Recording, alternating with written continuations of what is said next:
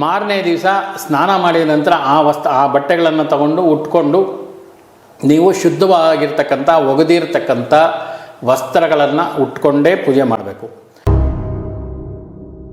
ಸತ್ಯಭಾಮೆ ಕೃಷ್ಣನ ತೂಕ ಹಾಕ್ಬಿಡ್ತೀನಿ, ಕೃಷ್ಣ ಏನು ದೊಡ್ಡವನು ಭಗವಂತ, ಅವನು ತೂಕ ಹಾಕಿ ಕೊಂಡ್ಕೊಂಡು ಬರೋಷ್ಟು ಶಕ್ತಿ ಐಶ್ವರ್ಯ ನನಗಿದೆ ಅಂತೇಳಿ ತನ್ನ ಐಶ್ವರ್ಯವನ್ನೆಲ್ಲ ಸತ್ಯಭಾಮೆ ತಕಡಿನಲ್ಲಿಟ್ಟು ಭಗವಂತನ ನೀವು ಕೈಕಾಲುಗಳನ್ನು ತೊಳ್ಕೊಳ್ದೆ ಒಳಗಡೆ ಬರಬಾರ್ದು.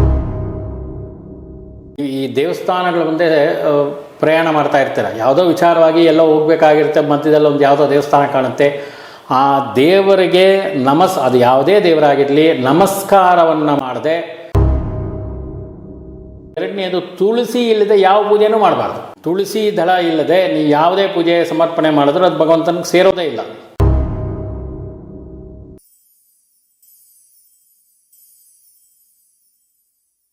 ಇನ್ನು ಮೂರನೇ ವಿಚಾರವಾಗಿ ವಸ್ತ್ರ.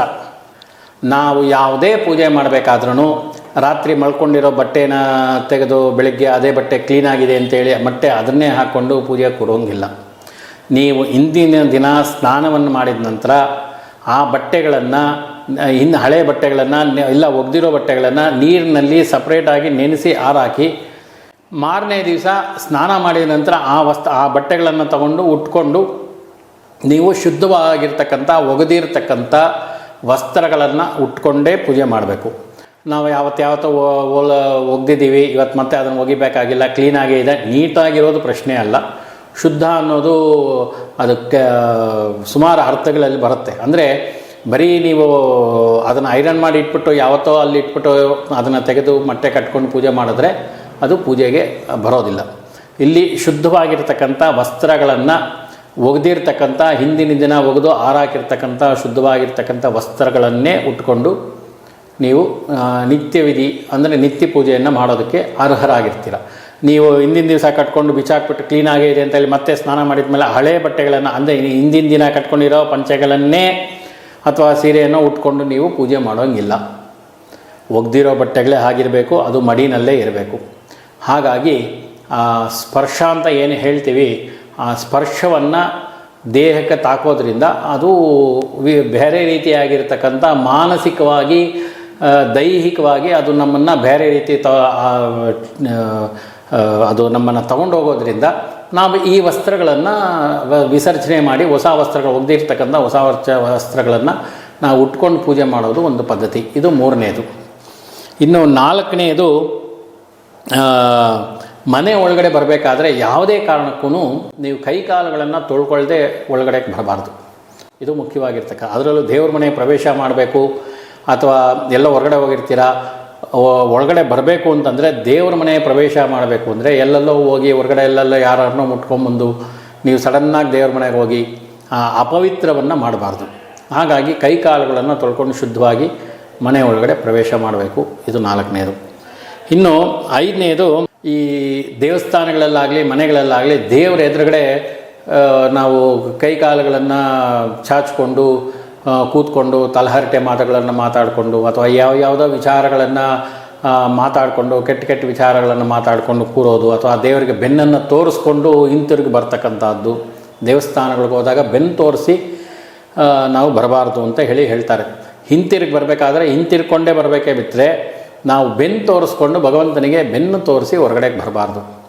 ಇದು ಈ ಶ್ರೀವಿದ್ಯೆಯಲ್ಲಿ ಬರ್ತಕ್ಕಂಥದ್ದು. ಮುಖ್ಯವಾಗಿ ದೇವರ ಎದುರಾಗಿ ಇವಾಗ ಅದು ಒಂದು. ಇನ್ನೊಂದು, ಈ ದೇವಸ್ಥಾನಗಳ ಮುಂದೆ ನಾವು ಓಡಾಡ್ತಾ ಇರ್ತೀವಿ. ಯಾವುದೇ ದೇವಸ್ಥಾನ ಆಗ್ಬೋದು, ದೇವಸ್ಥಾನಗಳ ಮುಂದೆ ಸಂಚಾರ ಮಾಡಬೇಕಾದ್ರೆ ಒಳಗಡೆ ಹೋಗ್ಬೇಕಾದ್ರೂ ಕೈಕಾಲು ತೊಳ್ಕೊಂಡೇ ಹೋಗಬೇಕು, ಹಾಗೆ ಹೋಗೋಂಗಿಲ್ಲ.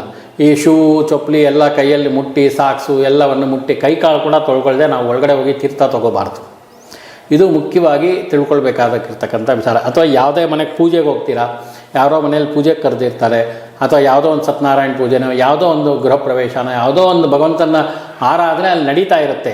ಅಂಥ ಸಂದರ್ಭದಲ್ಲಿ ನೀವು ಶೂಟು ಬೂಟು ಹಾಕ್ಕೊಂಡು ಹೋಗಿರ್ತೀರ, ಶುದ್ಧವಾದ ವಸ್ತ್ರಗಳನ್ನು ಹಾಕ್ಕೊಂಡು ಹೋಗಿರ್ತೀರ. ಆದರೆ ಅಲ್ಲಿಗೆ ಹೋಗಬೇಕಾದ್ರೆ ನೀವು ಶೂ ಬಿಚ್ಚಿಬಿಟ್ಟು ಹೋಗಬೇಕಾದ್ರೆ ನೀವು ಶೂ ಕೈಯಲ್ಲಿ ಮುಟ್ಟದೆ ಶೂ ಬಿಚ್ಚೋಕ್ಕಾಗೋದಿಲ್ಲ.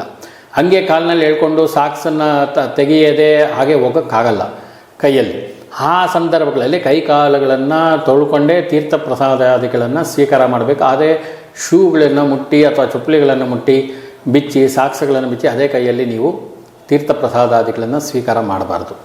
ಇನ್ನೊಂದು ಮುಖ್ಯವಾದ ವಿಚಾರ ಏನು ಅಂತಂದರೆ, ನೀವು ಈ ದೇವಸ್ಥಾನಗಳ ಮುಂದೆ ಪ್ರಯಾಣ ಮಾಡ್ತಾ ಇರ್ತೀರ, ಯಾವುದೋ ವಿಚಾರವಾಗಿ ಎಲ್ಲೋ ಹೋಗಬೇಕಾಗಿರುತ್ತೆ, ಮಧ್ಯದಲ್ಲಿ ಒಂದು ಯಾವುದೋ ದೇವಸ್ಥಾನ ಕಾಣುತ್ತೆ, ಆ ದೇವರಿಗೆ ಅದು ಯಾವುದೇ ದೇವರಾಗಿರಲಿ ನಮಸ್ಕಾರವನ್ನು ಮಾಡದೆ ನೀವು ಮುಂದೆ ಚಲಿಸುವ ಹಾಗಿಲ್ಲ. ಅದು ಯಾವುದೇ ದೇವಸ್ಥಾನ ಆಗಿರಲಿ, ಯಾವುದೇ ಭಗವಂತ ಆಗಿರಲಿ, ಆ ದೇವಸ್ಥಾನ ಮುಂದೆ ಹಾದು ಹೋಗಬೇಕಾದ್ರೆ ನೀವು ಪ್ರಮುಖವಾಗಿ ನಮಸ್ಕಾರವನ್ನು ಮಾಡಲೇಬೇಕು.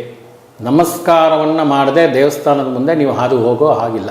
ನೀವು ಗಾಡಿನಲ್ಲಾದರೂ ಹೋಗಿ, ನಾವು ಗಾಡಿನಲ್ಲಿ ಹ್ಯಾಂಡ್ಲ್ ಇಟ್ಕೊಂಡು ಹೋಗ್ತಾ ಇದ್ವಿ, ಕಾರಲ್ಲಿ ಹೋಗ್ತಾ ಇದ್ವಿ ಅಂತಲ್ಲ, ನೀವು ಆ ಕಡೆ ಹೋಗಿ ಕೈ ಎತ್ತಿ ನಮಸ್ಕಾರ ಮಾಡೋಕ್ಕಾಗಲಿಲ್ಲ ಅಂದ್ರೂ ಆ ಕಡೆ ತಲೆ ತಿರುಗಿಸಿ ಭಗವಂತನಿಗೆ ಒಂದು ನಮಸ್ಕಾರವನ್ನು ಮಾಡಿ ನೀವು ಮುಂದುವರಿಯೋದು ಸಜ್ಜನರ ಲಕ್ಷಣ. ಹಾಗಾಗಿ ಯಾವುದೇ ಕಾರಣಕ್ಕೂ ನೀವು ದೇವಸ್ಥಾನ ಮುಂದೆ ಹಾದು ಹೋಗಬೇಕಾದ್ರೆ ಭಗವಂತನಿಗೆ ನಮಸ್ಕಾರವನ್ನು ಮಾಡದೆ ಹಾಗೆ ಹೋಗಬೇಡಿ. ಇನ್ನು 5ನೇ ವಿಚಾರ, ಈ ನಾವು ಪೂಜೆ ಮಾಡ್ತಕ್ಕಂಥ ಸ್ಥಳಗಳನ್ನು ಈಗ ಯಾರೂ ಈ ಕೆಲಸ ಮಾಡೋಲ್ಲ. ಆದರೆ ಅದರ ಪ್ರೋಕ್ಷಣೆಯನ್ನಾದರೂ, ಪಂಚಗವ್ಯ ಪ್ರೋಕ್ಷಣೆಯನ್ನಾದರೂ ಮಾಡತಕ್ಕಂಥದ್ದು ಉತ್ತಮ. ಅಂದರೆ ಗೋಮಯದಿಂದ ಶುದ್ಧ ಮಾಡದ ಸ್ಥಳದಲ್ಲಿ ದೇವರನ್ನು ಪೂಜಿಸಬಾರ್ದು ಅಂತ ಹೇಳಿ ಶಾಸ್ತ್ರ ಹೇಳುತ್ತೆ. ಅಂದರೆ ಎಲ್ಲಿ ಗೋಮಯ ಸಾರಿಸಿರ್ತಾರೋ, ಆ ಹಳೆ ಕಾಲಗಳಲ್ಲಿ ಸಗಣಿ ಸಾರಿಸಿ ಮಾಡ್ತಾಯಿದ್ರು. ಈಗೆಲ್ಲ ಅದು ಅದರ ಒಂದು ಪರಿಸ್ಥಿತಿಗಳು ಇಲ್ಲದೇ ಇರೋದರಿಂದ, ಅದರ ಅನುಕೂಲಗಳು ಇಲ್ಲದೇ ಇರೋದರಿಂದ ಈಗ ನಾವು ಅದನ್ನು ಮಾಡಲಿಕ್ಕಾಗಲ್ಲ. ಅಟ್ಲೀಸ್ಟ್ ಗೋಮೂತ್ರ ಗೋಮಯದಿಂದ ಸ್ವಲ್ಪ ಅದನ್ನು ಕಲಸಿ ಮನೆಯಲ್ಲಿ ಪ್ರೋಕ್ಷಣೆ ಮಾಡಿ ದೇವ್ರ ಮನೆಗಾದರೂ ಅದನ್ನು ಪೂಜೆಗಳನ್ನು ಮಾಡ್ತಕ್ಕಂಥದ್ದು ಉತ್ತಮ.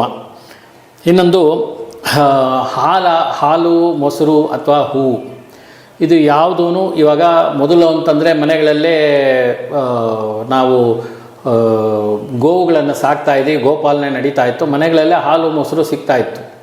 ಆದರೆ ಈಗ ಯಾರೂ ಹಾಲು ಮೊಸರನ್ನಾಗಲಿ ಗೋವುಗಳನ್ನಾಗಲಿ ಯಾರೂ ಸಾಕೋದಿಲ್ಲ. ಹಾಲು ಮೊಸರು ಯಾರೂ ಮನೆಯಲ್ಲೇ ತಯಾರು ಮಾಡೋದಿಲ್ಲ. ಅಂದರೆ ಇವಾಗ ನಾವು ಹಾಲು ಮೊಸರು ಬೇಕು ಅಂದರೆ ಡೈರಿಗೆ ಹೋಗಬೇಕಾಗತ್ತೆ, ತಗೊಂಬರ್ಬೇಕಾಗತ್ತೆ. ಮೊದಲು ಅಂತಂದರೆ ಮನೆಯಲ್ಲೇ ಇರ್ತಾಯಿತ್ತು, ಮನೆ ಹಂಗೆ ತೊಗೊಳ್ತಾಯಿದ್ರು, ಹಾಗಾಗಿ ಅಲ್ಲಿ ಅದು ಅಪ್ಲೈ ಆಗ್ತಾ ಇರಲಿಲ್ಲ. ಆದರೆ ಈಗ ನಾವು ಹೊರಗಿಂದ ತಗೊಂಬರೋ ಕಾರಣಕ್ಕೋಸ್ಕರವಾಗಿ, ಅಥವಾ ಹೂಗಳು ವಿಚಾರಕ್ಕೆ ನಂತರ ಬರ್ತೇನೆ. ಈ ಹಾಲು ಮೊಸರು ಏನಾದರೂ ಪೂಜಾ ದ್ರವ್ಯಗಳನ್ನು ನೀವು ಹೊರಗಡೆಯಿಂದ ತಗೊಂಬರ್ಬೇಕಾದ್ರೆ ದಾರಿ ಮಧ್ಯದಲ್ಲಿ ಯಾರೋ ಒಬ್ಬರು ಸಿಗ್ತಾರೆ. ಸಿಕ್ಕಿದ್ರೆ ಆ ದ್ರವ್ಯ ಹಾಲು ಮೊಸರು ಸಮೇತವಾಗಿ ಅವರಿಗೆ ಕೈ ಎತ್ತಿ ನಮಸ್ಕಾರ ಮಾಡ್ತೀವಿ. ಈ ಕೈಯಲ್ಲಿ ಹಾಲಿನ ಪ್ಯಾಕೆಟ್ ಇರುತ್ತೆ, ಆ ಬ್ಯಾಗಲ್ಲಿ ಹಾಕ್ಕೊಂಡಿರ್ತೀವಿ, ಹಂಗೆ ಎತ್ತಿ ನಮಸ್ಕಾರ ಮಾಡ್ತೀವಿ. ಆ ನಮಸ್ಕಾರ ಮಾಡಿದಂಥ ಹಾಲು ಮೊಸರು ಅಥವಾ ತುಪ್ಪನೋ ಏನೋ ಒಂದು ಗೋವಿಂದ ಬಂದಿರತಕ್ಕಂಥ ಪದಾರ್ಥಗಳು ಯಾವುದೇ ಆದ್ರೂ ಅದು ಪೂಜೆಗೆ ಸಲ್ಲಲ್ಲ. ಇದನ್ನು ಮುಖ್ಯವಾಗಿ ತಿಳ್ಕೊಳ್ತಕ್ಕಂಥದ್ದು. ನೀವು ತಗೊಂಡು ಬರ್ತಕ್ಕಂಥ ದಾರಿನಲ್ಲಿ ಯಾರೋ ತಿಳಿದವರು ಸಿಗ್ತಾರೆ, ನಾವು ಇಲ್ಲ ಅಂತ ಹೇಳೋಕ್ಕಾಗಲ್ಲ, ಅವ್ರನ್ನ ಸಿಕ್ಕಿದ ತಪ್ಪು ಅಂತಲೂ ಹೇಳೋಕ್ಕಾಗಲ್ಲ.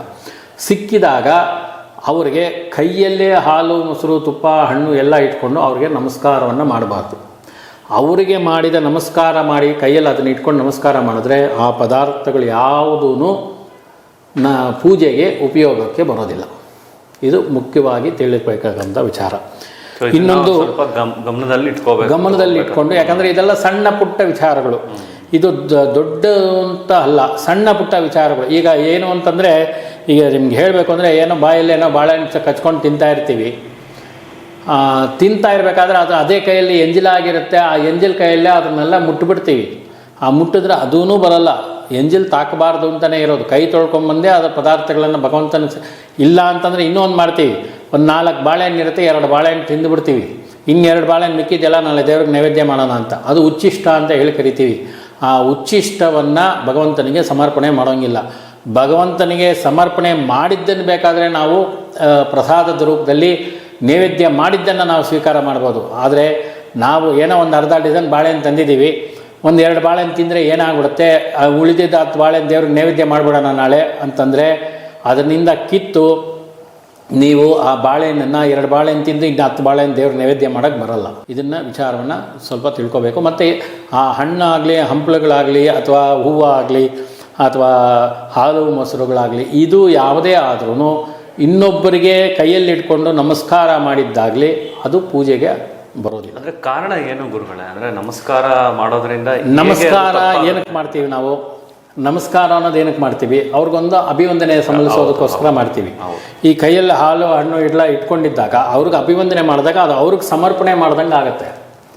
ಅವ್ರಿಗೆ ಸಮರ್ಪಣೆ ಮಾಡಿರ್ತಕ್ಕಂಥದ್ದು ಅವ್ರಿಗೆ ಉಚ್ಚಿಷ್ಟವಾಗಿರ್ತಕ್ಕಂಥ ತಗೊಂಬಂದು ಭಗವಂತನಿಗೆ ಸಮರ್ಪಣೆ ಕೊಡಬಾರ್ದು. ಇಲ್ಲಿ ಏನಿದ್ರು ಫಸ್ಟು ಭಗವಂತನಿಗೆ ಏನೇ ಸಮರ್ಪಣೆ ಆದರೂ ಅದು ಭಗವಂತನಿಗೆ ಆಗಬೇಕು. ಭಗವಂತನಿಗೆ ಭಗವಂತನಿಂದ ನೈವೇದ್ಯವಾಗಿ ಪ್ರಸಾದ ರೂಪದಲ್ಲಿ ಬಂದಿರತಕ್ಕಂಥ ನಿರ್ಮಾಲ್ಯ ರೂಪದಲ್ಲಿ ಬಂದಿರತಕ್ಕಂಥದ್ದನ್ನೇ ನಾವು ಸ್ವೀಕಾರ ಮಾಡಬೇಕೇ ಬಿಟ್ಟರೆ ನಾವು ಸ್ವೀಕಾರ ಮಾಡಿ ನಮ್ಮಿಂದ ಉಚ್ಚಿಷ್ಟವಾಗಿರ್ತಕ್ಕಂಥದ್ದನ್ನು ಭಗವಂತನಿಗೆ ಸಮರ್ಪಣೆ ಮಾಡೋದಿಲ್ಲ. ಹಾಗಾಗಿ ಅದು ನಿಷಿದ್ಧವಾಗಿರುತ್ತೆ. ಭಗವಂತನಿಗೆ ನಾವು ಏನು ತೊಗೊಂಡು ಬರ್ತಾ ಇರ್ತೀವೋ ಪದಾರ್ಥಗಳನ್ನು ಅದನ್ನು ಕೈಯಲ್ಲಿ ಇಟ್ಕೊಂಡು ಇನ್ನೊಬ್ಬರಿಗೆ ನಮಸ್ಕಾರ ಮಾಡಬಾರ್ದು. ಅದು ಮುಖ್ಯವಾಗಿ ಅದು ನಮ್ಮ ಕೈಯಲ್ಲಿದ್ದು ಅವ್ರಿಗೆ ನಮಸ್ಕಾರ ಮಾಡಿದ್ರೆ ಅದು ಅವ್ರಿಗೆ ಸಲ್ಲದಂಗೆ ಬಿಟ್ಟರೆ ಅದು ನಮಗೆ ಸಲ್ಲದು, ಭಗವಂತನಿಗೆ ಸಲ್ಲಲ್ಲ. ಅದನ್ನು ಮುಖ್ಯವಾಗಿ ವಿಚಾರವನ್ನು ತಿಳ್ಕೊಂಡಿರಬೇಕು. ಇನ್ನೊಂದು ಹೂವಿನ ವಿಚಾರ. ಹೂವು ಅಷ್ಟೇ, ಹೂವನ್ನು ತೊಳೆಯದೆ ಪೂಜೆ ಮಾಡಬಾರ್ದು.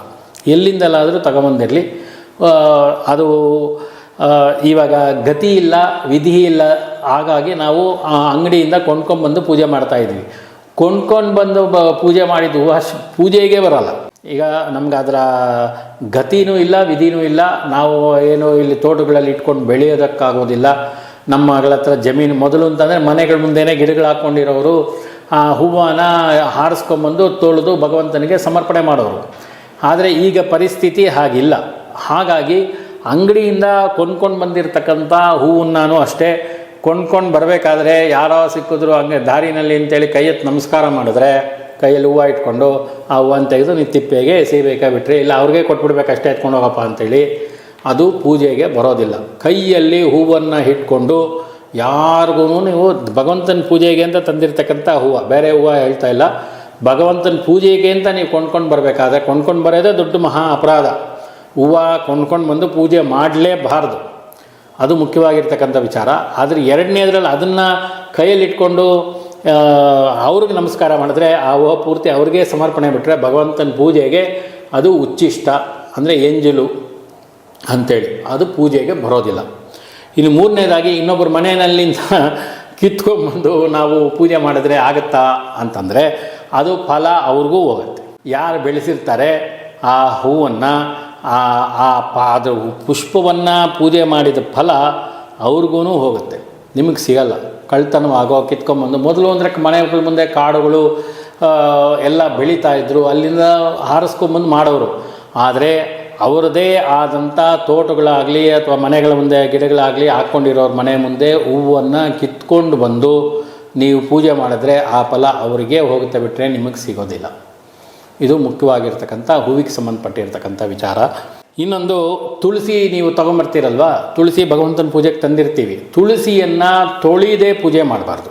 ಯಾವುದೇ ಕಾರಣಕ್ಕೂ ಹೂಗಳು ಎಲ್ಲವನ್ನೂ ಅಷ್ಟೇ ತುಳಿದೇ ಪೂಜೆ ಮಾಡಬಾರ್ದು. ಎರಡನೇದು ತುಳಸಿ ಇಲ್ಲದೆ ಯಾವ ಪೂಜೆನೂ ಮಾಡಬಾರ್ದು. ತುಳಸಿ ದಳ ಇಲ್ಲದೆ ನೀವು ಯಾವುದೇ ಪೂಜೆ ಸಮರ್ಪಣೆ ಮಾಡಿದ್ರೂ ಅದು ಭಗವಂತನಿಗೆ ಸೇರೋದೇ ಇಲ್ಲ. ನೈವೇದ್ಯಕ್ಕಂತೂ ತುಳಸಿ ದಳ ಒಂದು ದಳ ಆದರೂ ಇರಲೇಬೇಕು, ಇದು ಶಾಸ್ತ್ರ. ತುಳಸಿ ದಳವನ್ನು ಹಾಕದೆ ನೈವೇದ್ಯ ಭಗವಂತ ಸ್ವೀಕರಣೆ ಮಾಡೋದಿಲ್ಲ ಅಂತ ಹೇಳುತ್ತೆ ಶಾಸ್ತ್ರ. ಹಾಗಾಗಿ ತುಳಸಿ ದಳ ಭಾಳ ಇಂಪಾರ್ಟೆಂಟು. ನಾವು ಏನೇ ಸಮರ್ಪಣೆ ಮಾಡಿದ್ರೂ ಭಗವಂತನಿಗೆ ಆ ತುಳಸಿ ದಳದ ಮುಖಾಂತರವೇ ಸಮರ್ಪಣೆ ಮಾಡಬೇಕು ಅಂತ ಹೇಳಿ. ಯಾಕೆ ಅಂತಂದರೆ ಒಂದು ಸಣ್ಣ ವಿಚಾರವನ್ನು ಹೇಳ್ತೀನಿ. ಈ ತುಲಾಭಾರ ಶ್ರೀಕೃಷ್ಣ ತುಲಾಭಾರದ ಅಂತಕ್ಕಂಥ ಒಂದು ಮಹಾಭಾರತದ ಭಾಗವತದ ಒಂದು ಕಥೆಯಲ್ಲಿ ಸತ್ಯಭಾಮೆ ಕೃಷ್ಣನ ತೂಕ ಹಾಕ್ಬಿಡ್ತೀನಿ, ಕೃಷ್ಣ ಏನು ದೊಡ್ಡವನು ಭಗವಂತ, ಅವನು ತೂಕ ಹಾಕಿ ಕೊಂಡ್ಕೊಂಡು ಬರೋಷ್ಟು ಶಕ್ತಿ ಐಶ್ವರ್ಯ ನನಗಿದೆ ಅಂತೇಳಿ ತನ್ನ ಐಶ್ವರ್ಯವನ್ನೆಲ್ಲ ಸತ್ಯಭಾಮೆ ತಕಡಿನಲ್ಲಿಟ್ಟು ಭಗವಂತನ ಒಂದು ಕಡೆ ತನ್ನ ಐಶ್ವರ್ಯವನ್ನು ಒಂದು ಕಡೆ ಹಾಕಿ ತಕಡೀಲಿ ಹಾಕ್ತಾಳೆ. ಆ ಕಡೆ ಒಂದು ಇಂಚು ಕೂಡ ಮೇಲಕ್ಕೆ ಹೇಳೋದಿಲ್ಲ. ಅವಳು ಎಷ್ಟೇ ಐಶ್ವರ್ಯ ತುಂಬಿದ್ರೂ ಏನು ಮಾಡಿದ್ರೂ ಆಗೋದಿಲ್ಲ. ಕೊನೆಯಲ್ಲಿ ಸತ್ಯಭಾಮೆ ರುಕ್ಮಿಣಿ ಹತ್ರ ಹೋಗಿ ಕೇಳ್ಕೊಳ್ತಾಳೆ. ಆವಾಗ ಅವಳು ಒಂದೇ ಒಂದು ಮಾತು ಹೇಳ್ತಾಳೆ, ತುಳಸಿ ದಳನ ತೆಗೆದುಕೊಂಡು ಬಂದು ಅದ್ರ ಮೇಲೆ ಒಂದು ದಳ ಇಡ್ತಾಳೆ, ಹಾಗೆ ಕೃಷ್ಣ ಮೇಲಕ್ಕೆ ತಕಡಿನಲ್ಲಿ ಮೇಲಕ್ಕೆ ಹೋಗುತ್ತೆ. ಯಾಕೆ ಹೇಳಿದೆ ಅಂತಂದರೆ ಈ ವಿಚಾರವನ್ನು ತುಳಸಿ ದಳಕ್ಕೆ ಅಷ್ಟು ಮಹತ್ವ ಇದೆ.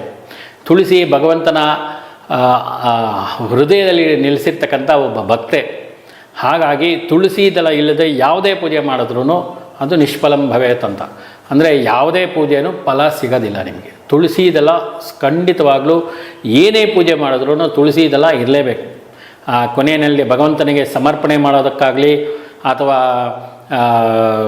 ನೈವೇದ್ಯಕ್ಕಾಗಲಿ ತುಳಸಿ ದಳ ಇಲ್ಲದೆ ನೀವು ಏನೇ ಮಾಡಿದ್ರೂ ಅದು ಯಾವುದೇ ರೀತಿಯಾಗಿರ್ತಕ್ಕಂಥ ಫಲವನ್ನು ಕೊಡೋದಿಲ್ಲ.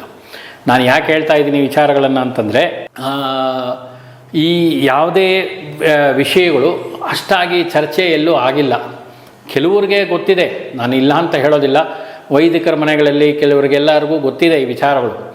ಆದ್ರೂ ಕೆಲವು ತಪ್ಪುಗಳು ನಡೀತಾ ಇರುತ್ತವೆ ನಮ್ಮಿಂದ. ಹಾಗಾಗಿ ಈ ತುಳಸಿ ದಳ ಇಲ್ಲದೆ ದೇವಿಗೂ ಕೂಡ ತುಳಸಿ ದಳ ಸಮರ್ಪಣೆ ಆಗಲೇಬೇಕು. ಯಾವುದೇ ದೇವರಿಗಾದ್ರೂ ಶ್ರೀವಿದ್ಯೆನಲ್ಲೂ ಕೂಡ ತುಳಸಿ ದಳ ಇರಲೇಬೇಕು. ಇವಾಗ ತುಳಸಿ ವಿಷ್ಣುವಿಗೆ ಮಾತ್ರ ಸೀಮಿತ ಅಂತ ಏನೂ ಇಲ್ಲ. ಇವಾಗ ಗಣಪತಿಗೆ ತುಳಸಿ ಅರ್ಚನೆನೇ ತುಳಸಿನ ಸಪ್ರೇಟಾಗಿ ಅರ್ಚನೆ ಮಾಡಬಾರ್ದು ಅಂತಾರೆ. ಆದರೆ ಆ ವ್ರತದಲ್ಲೂ ಪತ್ರಗಳಲ್ಲಿ ಪೂಜೆ ಮಾಡಬೇಕಾದ್ರೆ ತುಳಸಿನೂ ಒಂದು ಪತ್ರ ಬಂದೇ ಬರುತ್ತೆ. ತುಳಸಿ ಪತ್ರಂ ಸಮರ್ಪಯಾಮಿ ಅಂತ ಬಂದೇ ಬರುತ್ತೆ. ಹಾಗೆಯೇ ಶಿವನಿಗೆ ತುಳಸಿಯನ್ನು ಸಮರ್ಪಣೆ ಮಾಡಬಾರ್ದು ಅಂತಿದೆ. ಆದರೆ ಅಷ್ಟೋತ್ತರಗಳಲ್ಲಿ ಮತ್ತು ಪುಷ್ಪ ಪೂಜೆಗಳಲ್ಲಿ, ಪತ್ರ ಪೂಜೆಗಳಲ್ಲಿ ತುಳಸಿ ದಳ ಇದ್ದೇ ಇದೆ. ವಿಷ್ಣುಗೂ ಅಷ್ಟೇ, ಅಲ್ಲಿ ತುಳಸಿ ದಳ ಇಲ್ಲದೆ ಪೂಜೆ ಮಾಡಬಾರ್ದು. ಆದರೆ ಇದು ವಿಷ್ಣುಗೂ ವೆಂಕಟೇಶ್ವರ ಅಷ್ಟೋತ್ತರದಲ್ಲೇ ಬರುತ್ತೆ, ಬಿಲ್ವ ಪ್ರಿಯ ಯನಮಃ ಅಂತೇಳಿ.